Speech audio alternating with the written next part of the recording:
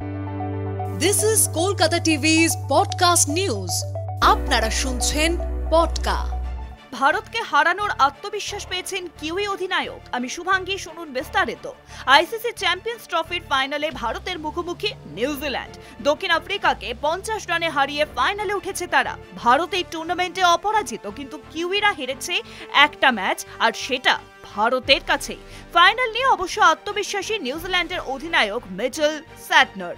Group লিগের ম্যাচে ভারতকে চাপে ফেলেছিল তাঁর দল, আর সেখান থেকেই আত্মবিশ্বাস পাচ্ছেন তারা। বুধবার সেমিফাইনালে জয়ের পর সাংবাদিকদের কিউই অধিনায়ক তিনি বলেন, দুবাইয়ে খেলা এবং ভারতকে চাপে ফেলে দেওয়া আমাদের আত্মবিশ্বাস জুগিয়েছে।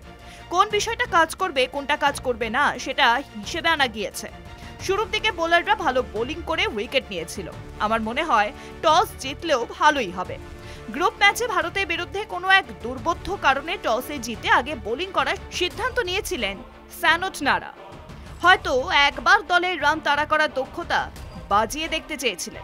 তবে ফাইনালে টস জিতলে দুবাইয়ের মন্থর এবং স্পিন সহায়ক পিচে প্রথমে ব্যাট ছাড়া অন্য কিছু ভাববেন না রোহিত শর্মা এবং স্যানোটনার। প্রসঙ্গত, চ্যাম্পিয়ন্স ট্রফির ফাইনালে এই দুই দেশে আগে একবার মুখোমুখি হয়েছিল, আর সেটা 2000 সাল। তখন এর পোশাকি নাম ছিল আইসিসি নকআউট ট্রফি। সেই ম্যাচে ভারত অধিনায়ক সৌরভ গঙ্গোপাধ্যায় 117 রান করেছিলেন। সচিন তেন্ডুলকর করেছিলেন 69। প্রথমে ব্যাট করে 50 ওভারে 264 রান করে ভারত।